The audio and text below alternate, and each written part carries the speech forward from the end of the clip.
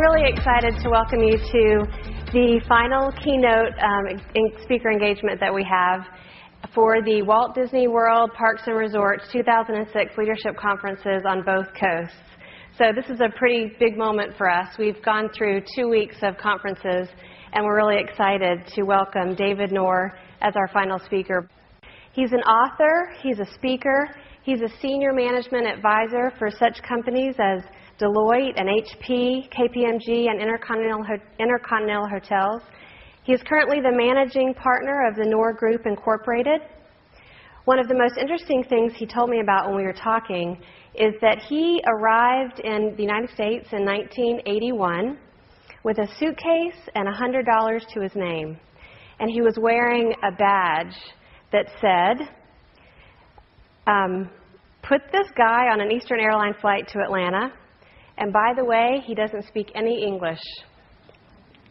Fast forward 25 years, and David has built an impressive career of entrepreneurial success, both within large corporations and senior executive roles, within early-stage ventures in New York, on the West Coast, and in Atlanta. Along the way, he has earned an undergraduate degree in management from Georgia State and an executive MBA from Emory University. This past year, David was honored with Georgia's Trend 40 Under 40, Atlanta Business Chronicles Up and Comer, and Who's Who in Atlanta Technology Awards. I recently returned from a business trip in China, and beyond the amazing experience there, what it reiterated was the rest of the world builds relationships first, from which they do business. I now consider myself an American. As Americans, we're so focused on the business, we're so focused on processes and checklists, that if and only if that part works, we'll think about building the relationship. So as your business becomes more global, as you're being asked to go do assignments in Hong Kong, the challenge becomes, how do you engage? How do you work with people that don't look like us, sound like us, or think like us? Most people network without a purpose, without any kind of goals or a plan. I call it PGP.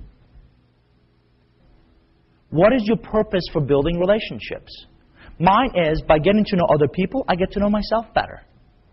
Let me say it again. Most networking doesn't work. Why? Because it's haphazard. It's from seat of your pants. It's reactive. You do it for you're thinking, what's in it for me? There's no systematic approach. There's no discipline. And how do I turn those contacts into value? Your personal and professional success, both within this organization, as well as if you go outside of this place, will heavily depend on your portfolio of relationships. So diversity, single biggest asset in your portfolio of relationships. Number 2 is quality. Sales managers, you may have heard this before, they want to hire salespeople with great Rolodexes. That's myopic, because Rolodex is transactional. Better question is, how often per week do you play golf with C-level executives? I'll talk to people about ROI in a different approach. Return on involvement. If you came to these 3 days just for the content, you missed half the value, because the other half was the people. If you're involved in the planning of this, if you're involved in your department in spreading the good news about this event, think about any organization. 2 fundamental challenges: membership and fundraising. Right? Any association, any organization you think about. You take one of those 2 roles, not only do you earn the spotlight, but that's where you can have the highest impact. So do you belong to an association where you just show up and put up your badge and you just you're there? Or do you belong and you focus on making an impact? This has to become the dye in the fabric, not the patch. The latter permeates through who you are and what you do.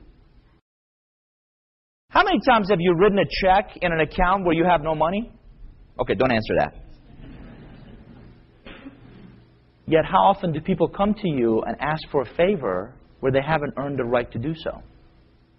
3 types of networkers. Givers, God bless Mother Teresa. Takers, we've all known some.